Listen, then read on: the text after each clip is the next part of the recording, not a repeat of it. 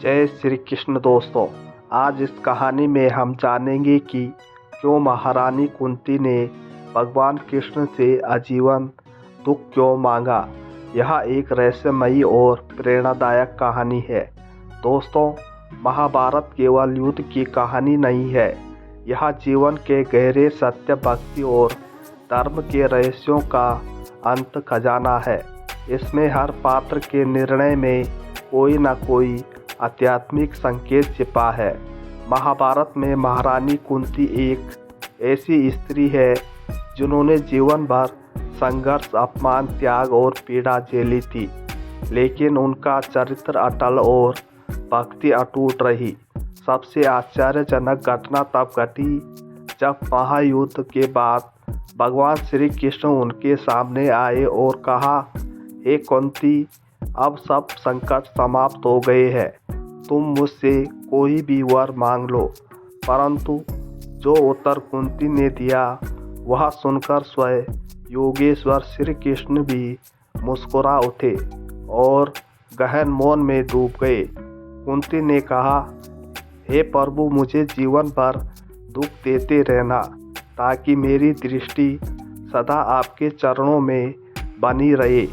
इस एक वाक्य के पीछे एक पूरा जीवन, अनगिनत कष्ट और अद्वितीय भक्ति का रहस्य छिपा था। कुंती का जन्म यदुवंशी सूरसेन के घर हुआ था। उनका वास्तविक नाम पृथा था। बचपन में ही सूरसेन ने उन्हें अपने मित्र कुंती भोज को दान दे दिया। कुंती भोज ने पृथा को अपनी संतान की तरह पाला। कुंती बचपन से ही धार्मिक, सेवाभावी और तपस्विनी थी। एक बार महान ऋषि दुर्वासा उनके घर अतिथि बनकर आए। दुर्वासा अपने क्रोध और तपोबल के लिए प्रसिद्ध थे, लेकिन कुंती ने दिन रात उनकी सेवा में कोई कमी नहीं रखी। उनकी सेवा से प्रसन्न होकर दुर्वासा ने उन्हें एक रहस्यमयी मंत्र दिया। इस मंत्र से तुम जिस भी देवता का स्मरण करोगी वह तुम्हें पुत्र प्रदान करेगा। कुंती ने जिज्ञासा और बाल मन के कारण उस मंत्र की परीक्षा लेने की सोची। उन्होंने सूर्य देव का आह्वान किया और सूर्य प्रकट हुए। सूर्य देव ने कहा, तुम्हें पुत्र मिलेगा, लेकिन तुम्हारी पवित्रता अक्षुण्ण रहेगी।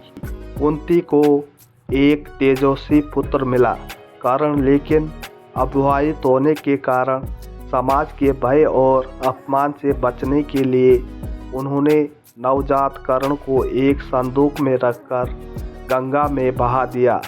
यह घटना उनके जीवन का पहला गहरा घाव बन गई। मातृत्व का पहला सुख, त्यागने का दुख। कुंती का विवाह हस्तिनापुर के राजा पांडु से हुआ।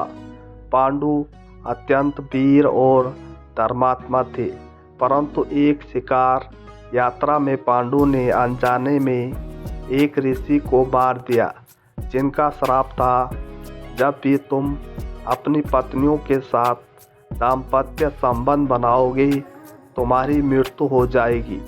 इस श्राप के कारण पांडु ने राजपाट छोड़ दिया और वनवास में रहने लगे। कुंती ने तब दुर्वासा ऋषि के दिए मंत्र से देवताओं को पुकार कर पांडु के लिए पुत्र उत्पन्न किए।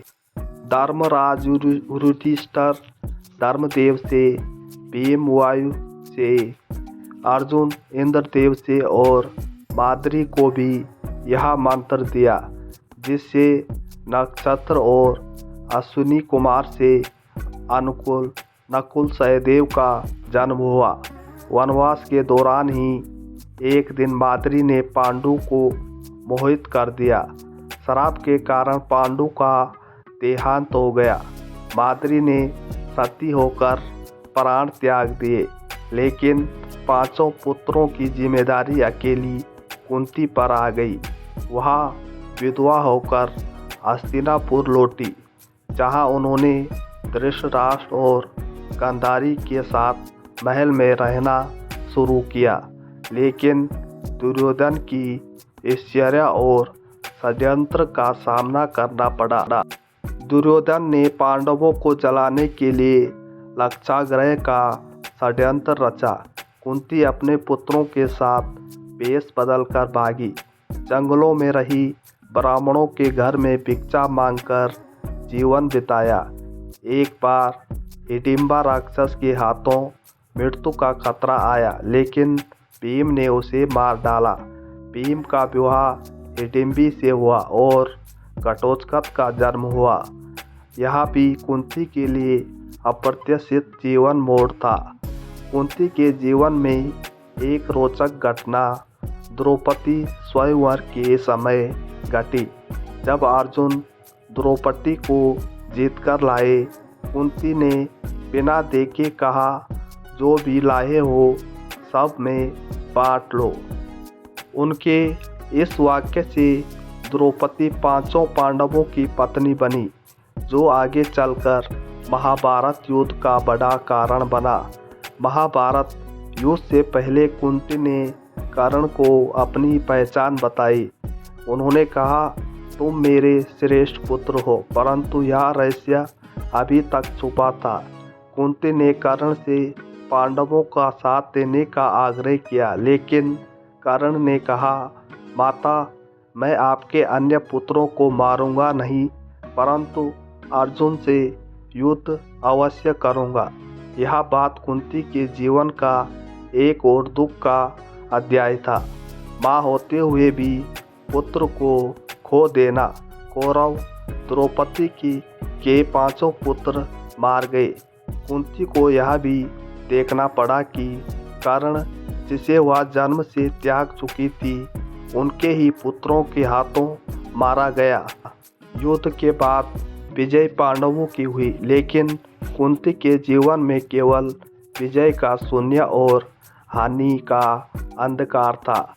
युद्ध समाप्त होने के बाद श्री कृष्ण ने कुंती से कहा, माता, अब आपके सभी कष्ट समाप्त हो गए हैं, आप मुझसे कोई वरदान मांग लीजिए।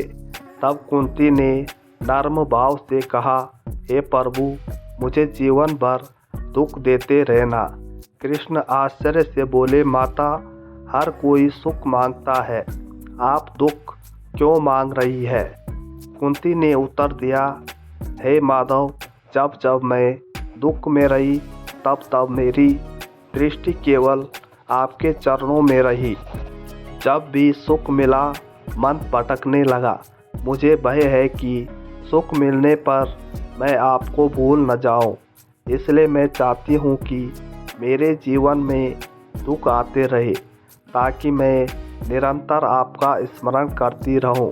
कुंती की यह प्रार्थना केवल सांसारिक दृष्टिकोण से नहीं, बल्कि अद्वितीय भक्ति के शिखर से उत्पन्न हुई थी। वह जानती थी कि सुख में मन अहंकारी हो जाता है, दुख में मन विनम्र और भक्तिमय रहता है। सच्ची शरणगति तब होती है जब मनुष्य को संसार से कोई आशा ना हो और वह केवल भगवान को एकमात्र सहारा माने। दुख शत्रु नहीं, गुरु है। दुख हमें भगवान की ओर मोड़ता है। त्याग का मार्ग कठिन है।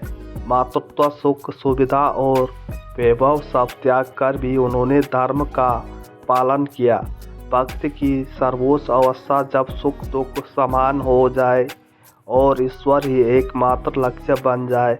कुंती का यह वरदान हमें यह सिखाता है कि भक्ति का सर्वोच्च स्वरूप वह है जब हम भगवान को पाने के लिए संसार के सुख तक का त्याग कर दे। उनकी प्रार्थना यह भी दर्शाती है कि यदि मनुष्य का हृदय ईश्वर से जुड़ जाए तो दुख भी वरदान बन जाता है। तो दोस्तों, आज की यह कहानी आपको कैसी लगी कमेंट में बताएं और ऐसी रोचक कहानियों को सुनने के लिए हमारे चैनल को सब्सक्राइब जरूर करें। धन्यवाद।